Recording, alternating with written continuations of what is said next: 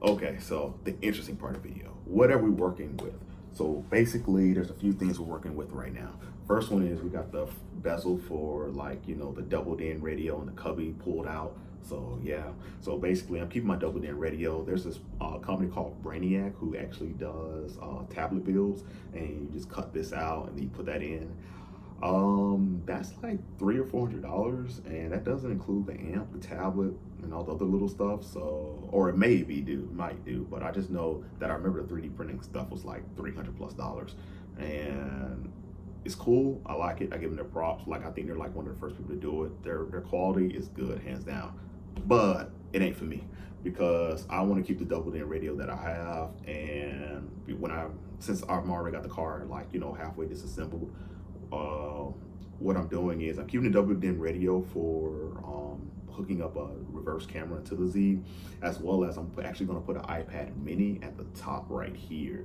That way, basically, I can control my music, everything, and we're adding Wi-Fi to the car, so it's going to be handled through T-Mobile, basically. And with Wi-Fi in the car, I'll be able to listen to Spotify, all that, without ever have to pull on my phone. And then the iPad we're going to go with is actually going to have GPS built in, so all that can be handled from up here. Double DIN radio down here, so I can keep running like a sub if I have it, and then have like decent quality music, talk to some people, and hopefully get that set up. Cool. Next on the list is I'm actually working on 3D printing the bezel out for this. So I've run a few iterations for screen size on how the iPad will fit, or the iPad mini, so I only see the screen and not the bezel of the iPad. Working on that, and as you can see in the back, I actually started working on how my bracket is going to work right here per se. And basically with that, I'm put a bracket right here, and then I'm going to 3D print something all the way across. So all this is going to be one piece, and then that's where my iPad is basically going to sit in the back right here, and then I'm just going to print like a face plate in the front, so it just covers the bezel or the white part of the iPad, depending if I go with a white or black iPad mini. So that's what I'm working on right there for that.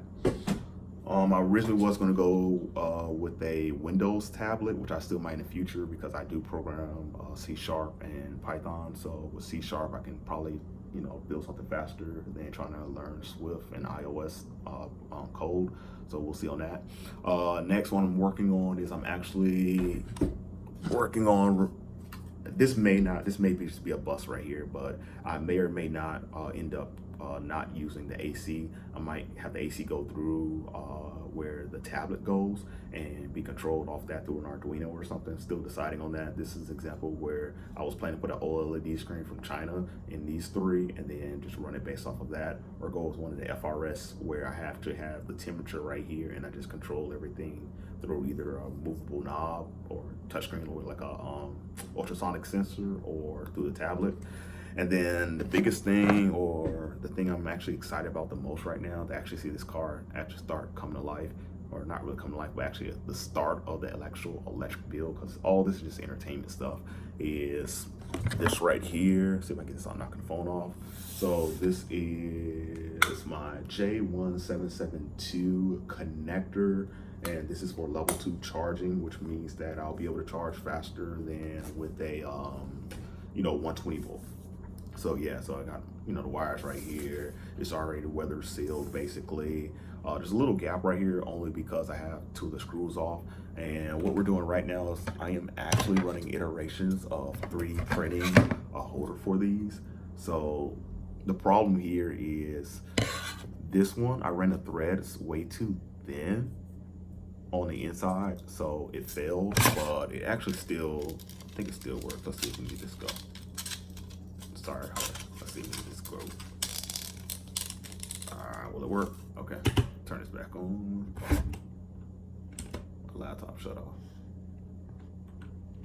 All right, cool. So basically, as you can see, the threads actually surprisingly still work on this.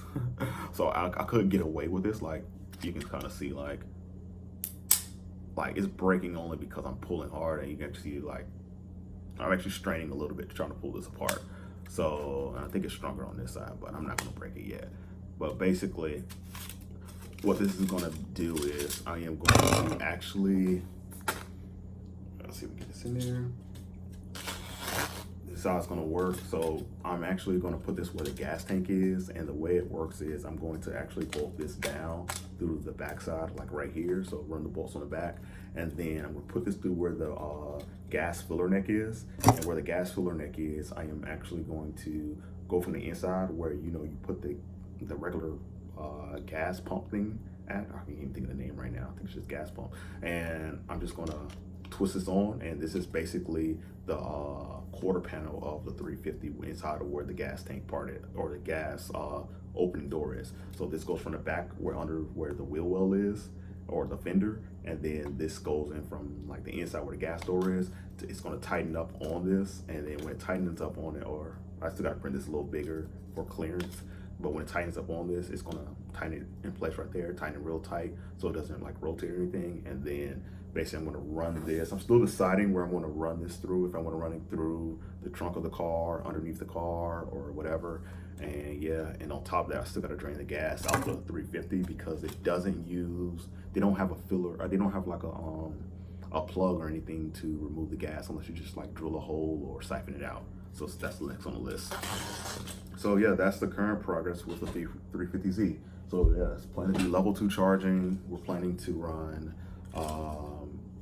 you know, direct drive, and yeah, so see how it goes. Y'all just like, subscribe, follow, and I keep y'all updated. Also, I like to say, in the other few comments, people have been asking me if I'm still working on a digital display for the car. Yes and no.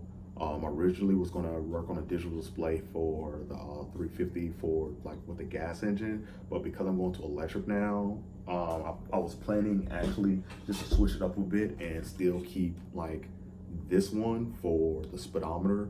And because I'm going with electric now, I don't really care about the tachometer because, or tachometer, tachometer. I don't care about that anymore, only because I won't be using, it's going to be geared. Like the motors I plan to use have like a max RPM of like 10,000 or I think 10,000 was like red line. Your brushes are gonna just explode and come out the car, and it's gonna be like grenade shrapnel. I was planning actually to keep the motor geared around 3,000 to 5,000 RPM. I think 5,000 was like average maximum that they recommended, and 4,000 RPM was the actual like continuous rated RPM.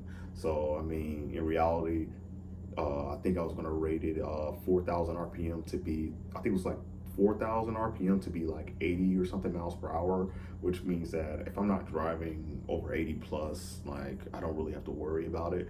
When as far as people say, well, what about performance? Well, performance is mostly geared towards, or going to be geared towards that 0 through 60, because I mean, let's be real, I'm in Atlanta, we got traffic all the time of year, we get past like, you know, 80 miles per hour as if you're driving at night. And even then, if I'm driving that far, that fast, I wouldn't even have the range with this car. It's not that type of build.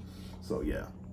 So if you like this, yeah, like I was saying, if you like this, please like and subscribe.